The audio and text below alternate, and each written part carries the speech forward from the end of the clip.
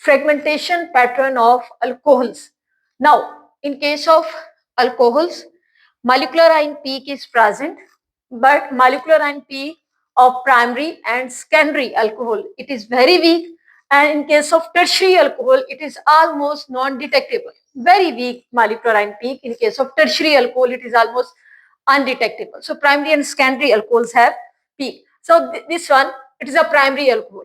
When hydroxyl group which is attached with carbon, which is further attached with just one alkyl chain, it is primary.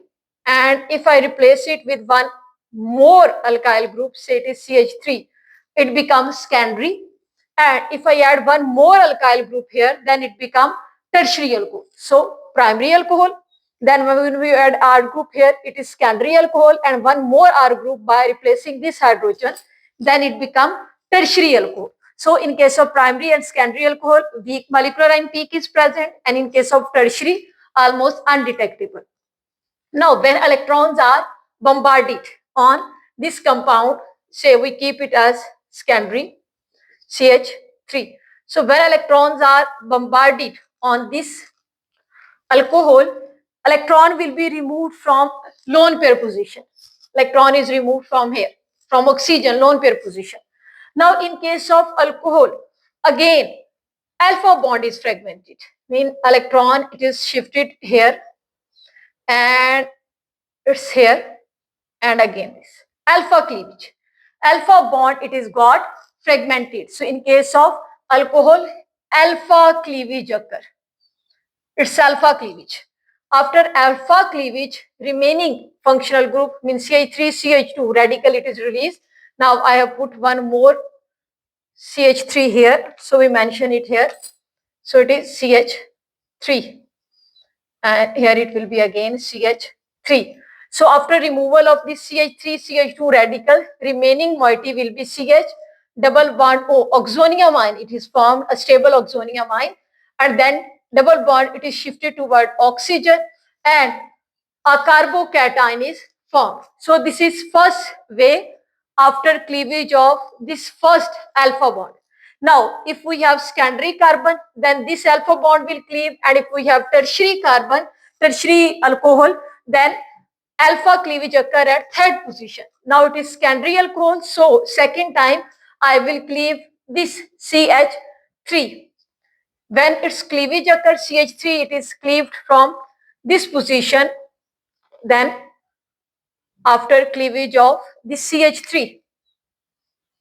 Now in this case, CH3 radical, it is released, and remaining part is CH3, CH2, CH, it's not CH2, it's CH, double bond O.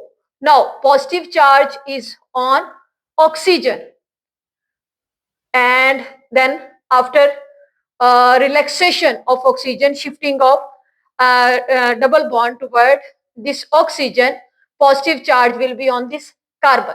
So we got again a carbocation, in this case after cleavage of the second alkyl group. So in case of secondary alcohol, first we perform fragmentation at first alpha position, alpha bond, and second time we fragment this alpha bond, and in case of tertiary alcohol, if third alpha bond is present, we can also cleave third alpha bond third time.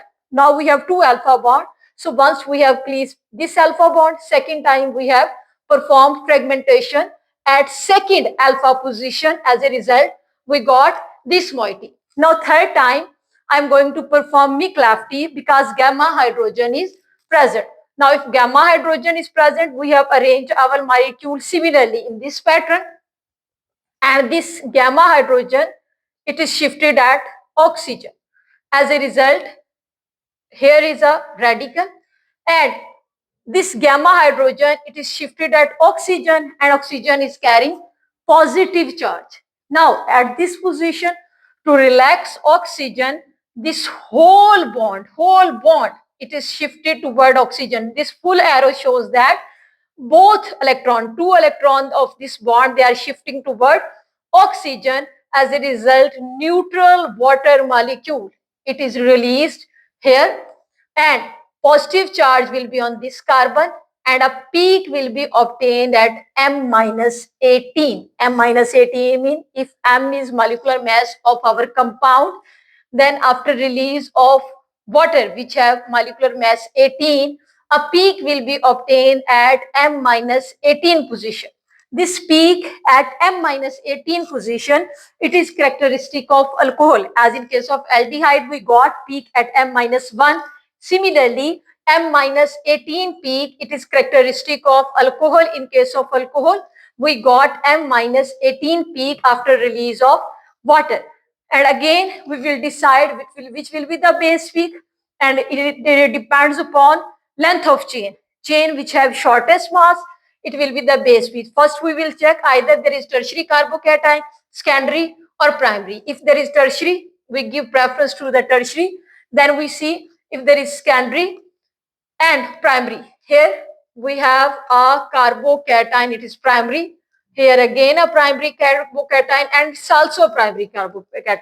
So these three cations, they are primary carbocations. So we will give preference according to the chain length. A carbocation with short chain length, which have less chance of further fragmentation, it will less further fragment and it become stable, and we give it base peak. So base peak will be decided now on the basis of length of chain. Short length chain have minimum chance of further fragmentation. So this was about fragmentation pattern of alcohol. Alcohol will give fragmentation by alpha cleavage, and second, if gamma hydrogen is present, then we will perform Mick-Lafferty rearrangement. Here we have performed Mick-Lafferty. This was Mick-Lafferty rearrangement. So if gamma hydrogen is present, we will perform Mick-Lafferty. Otherwise, alpha cleavage will occur in case of alcohols.